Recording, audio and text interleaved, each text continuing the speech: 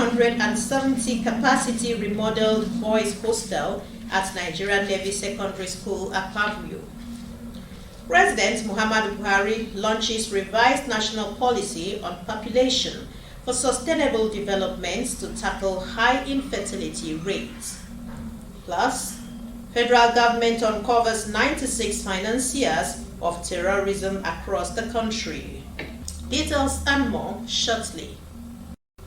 Good evening and welcome to the news. I am Justina Etam.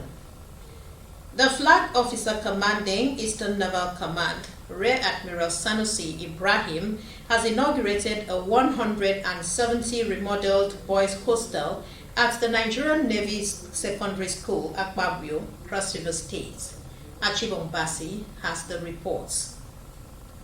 The remodeling of the hostel is to address some defects in the hostel, particularly poor ventilation, decay in some of the installations, and to create more bed spaces for the students. The commandant of the school says prior to the remodeling, the hostel could only accommodate 80 students comfortably. The design of the building was not in conformity with most hostels in the school. This informed the decision to revisit the design and remodel it. The Flag Officer Commanding says the remodeled boys' hostel is another milestone achieved in the command's drive to ensure quality education is delivered to the students. He expressed the hope that the school will continue to remain the center of excellence given the efforts and determination of the school management. It's one of the best performing institutions in Nigeria, I think, when it comes to their exams. So it's only right for us to make sure that the environment is conducive to foster learning and for the students to be, happy. The project is the last in the series of several other projects inaugurated by the Flag Officer Commanding, who incidentally has been deployed to the Naval Headquarters Abuja for a higher assignment. In Calabar, Achibombasi, NTA News. Promoting equal voice and inclusive representation to enhance rights-based approach is said to be a foundation for effective democracy in any country of the world. In this regard, Nigerians in Calabar are advising those aspiring for political positions in 2023 to build on principles of transparency, accountability, and work collectively for better representation. Nta Calabar reports. The will of the people is the basis of the authority of government, as it expressed in elections through equal voting procedures. As the country is preparing for the 2023 general elections, Nigerians are calling for strengthening of democratic system for a better nation. For those who are seeking to be lawmakers in this country, of course we seek for a law that will move us forward as a nation, where everybody will be guaranteed a voice, where everybody will be guaranteed a place, and where people will have sense of belonging and authority. And we seek for lawmakers to bring the dividends of democracy to their constituents, very close to their constituents. When those things are embraced like that, I think we can move forward. We expect that there should be a change. So what we expect is that 2023 should throw up a crop of young people, a crop of more eminent people who are more concerned with the Nigerian project. So we expect that politicians who are aspiring for offices should come in with that mindset that they have come to revamp the country. Respondents, however, noted that there is need for the country to improve on security, agriculture, health, and other sectors of the economy. Those seeking to be in positions of leadership should take the issue of healthcare very seriously. That's one aspect. Insecurity in this country is assuming an alarming dimension every day. So those seeking to be in positions of authority or in governance or in leadership should come up with new, deliberate ways to secure this country. On the issue of infrastructure, of course, we are talking about things like roads, good roads, water, light. We need a huge improvement on these items. Nigerians are hopeful that with the reflection on the governance system, the incoming leaders should be committed to their responsibilities and also have the interest of the people at heart. In Calabar, Uduak Ethan, NTA News. The revised national policy on population for sustainable development aimed at ensuring the successful implementation of Nigeria's National Development Plan 2021 to 2025 has been launched. President Muhammadu Buhari, who performed the ceremony, made a strong case for urgent measures towards addressing Nigeria's high fertility rates and rapid population growth. State House correspondent Adamu Sambo reports that the president also inaugurated the National Council of Population Management.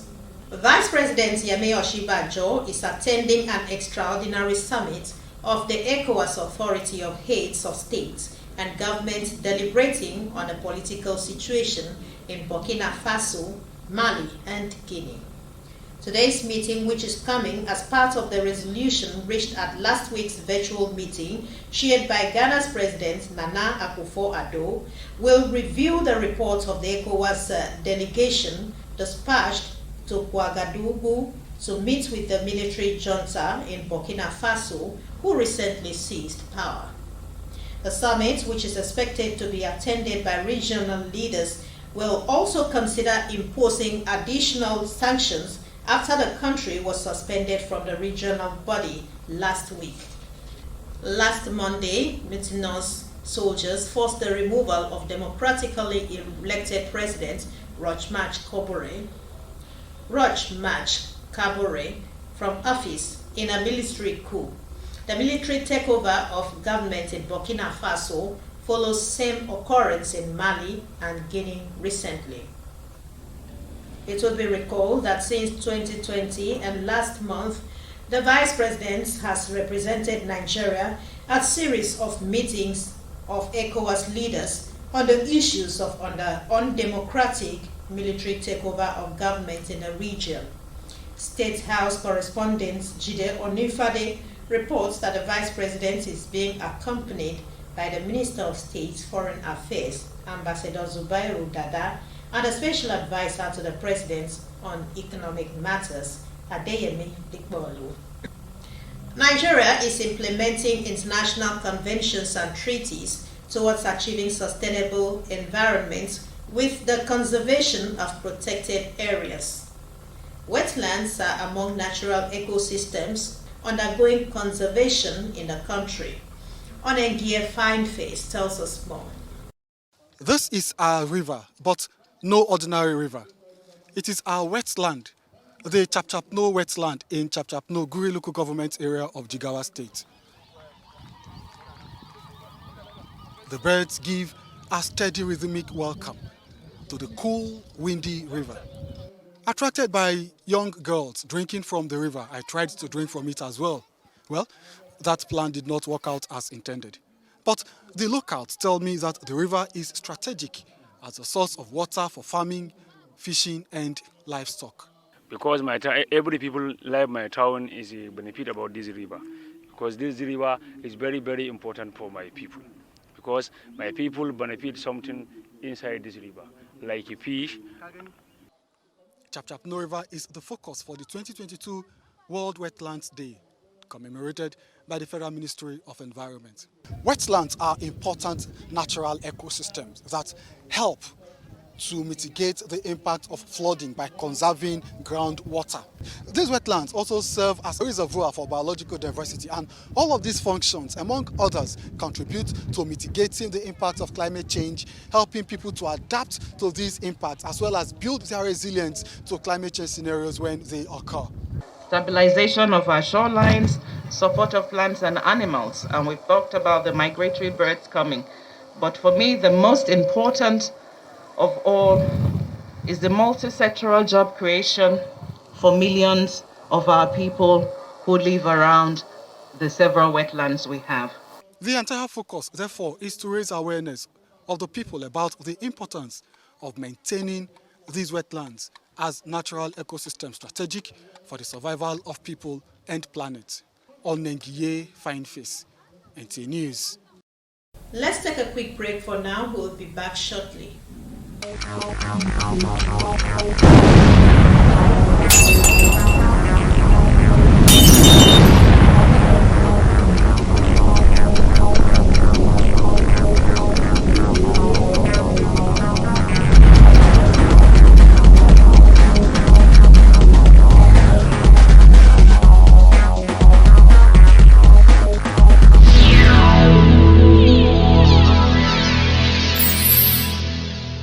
The African star apple, also known as odari in Efik language, is a seasonal fruit found in rural and urban markets in Nigeria, particularly in the months of December to April. Though these fruits may look insignificant, nutritionists affirm that they contain phytochemicals that may prevent chronic diseases and enhance longevity. Correspondence examines the nutritional benefits of the African star apple.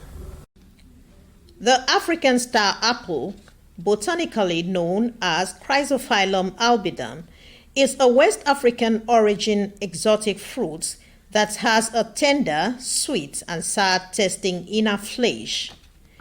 This wonder fruit, eaten raw as snacks, when ripe, is a rich source of calcium, with each serving providing up to 10% recommended daily allowance. They also contain good amounts of vitamin A and C, higher than the levels found in oranges and guava. The African star apple, or odare, one of the rich vitamin that it contains is vitamin C. Hydrate fats, minerals and vitamins, but there are other benefits that fruits generally, have, and that is the fact that they are very rich in what we call phytochemicals and antioxidants. And these antioxidants are, those materials that help to reduce the amount of free radicals that the body generates, and helps to detoxify the body. Not only is the flesh of the African star apple packed with several nutritional benefits, the leaves are also used in herbal medicine to reduce glucose levels, which is the same function that insulin performs in people suffering from diabetes. Like other fruits, the African star apple are best consumed when in season, in view of their affordability at this time. But this year, sellers say it is not business as usual, as the African star apples are rather expensive. Buy 2,500, but now, if you want to buy these from 8,000, some is 10,000. In short, when you sell like this, before you know, you will not see any gain inside. One nurse told me that she likes it because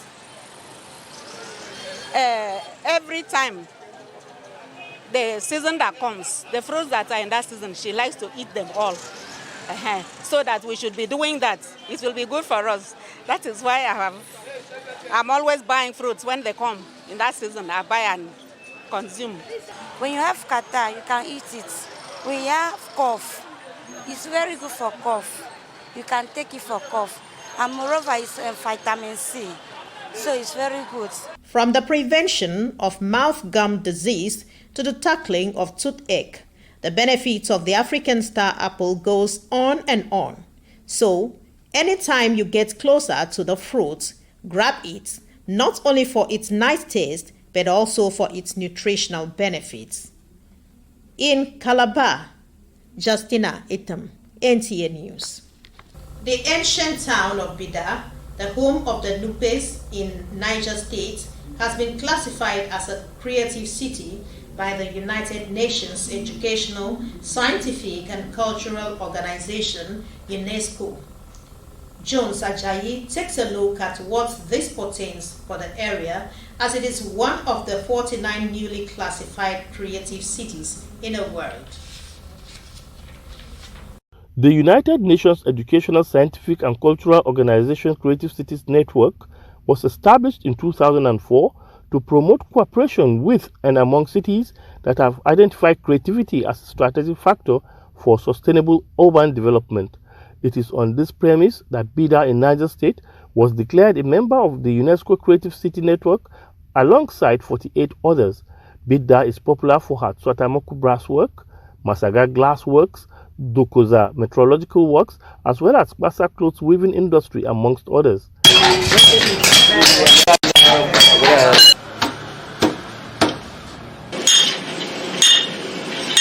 We are called to international program in United Arab Emirates, where we carry our products to United Arab Emirates, and believe you me, we sell almost everything because our product is one of the local products in Africa, and people appreciated it. These arts and crafts, which are synonymous with the area, dates back hundreds of years using locally made tools and traditional methods, which is part of the criteria that qualifies Bidda as a UNESCO creative city. It will also be assisted by UNESCO and member cities with grants, innovations, visibility, skills development, institutional support, and investors. And you know what that means. When investors come to the city, they come with so many things. They give employment to our teeming youth. If you modernize it with the high technology we have, I think to go along to improving and also producing these items in a larger quantity you can send to any part of the world. So we're very grateful to UNESCO. We appreciate this sort of recognition, and we're going to work very hard to ensure that we preserve this God-given sort of artifacts. With this ranking, the Bidda Arts and Crafts, which is hitherto strenuous in its production, is likely to be technologically upscaled by the time the partnership with UNESCO commences and its tourism potentials explored and further showcased globally. In Bidda, Jones Ajayi, NTA News. The federal government says it has uncovered 96 financiers of terrorism across the country, especially those backing Boko Haram and the Islamic State of West Africa province. Minister of Information and Culture, Lai Mohammed, said this during a press conference on the administration's fight against corruption in Abuja. He said about 123 companies and 33 bureaux de change were linked to terrorists, in addition to 26 suspected bandits, kidnappers, and 7 conspirators who have now been identified.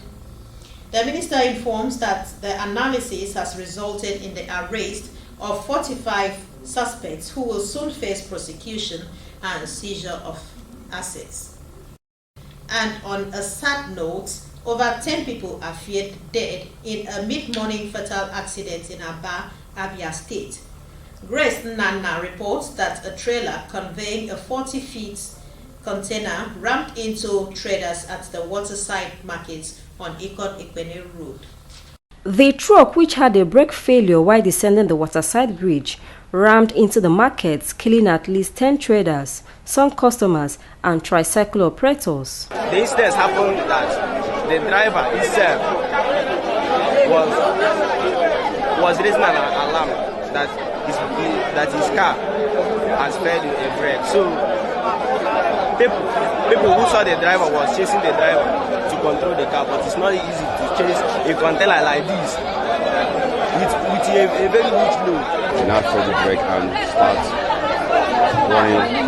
So I saw about 4 people have died there. The driver is still alive. How many blood was there? About 2 people have died today. On arrival at the scene of the accident, some corpses were said to have been evacuated, while some were still trapped under the truck. The congestion of the road makes it impossible. But my problem here is that trailers, 6-tire vehicles and long trucks are not supposed to ply the road in the morning hours. This is what the state government should look into, right? Because in the first place, we don't have what it takes to take these trucks out of this when there's problems. So now it has happened. Everybody is just looking and knowing what to do. What do we do next? We don't know what to do. Government will help us now and want these trailers people that they look to drive in the daytime. Because the people that are doing this in the night, this first thing cannot happen. Eyewitnesses at the scene of the accident decried the absence of an emergency team in the state, which they say would have saved most of the victims. In Aba, Grace Nana, NTA News. And finally, a recap of the top stories.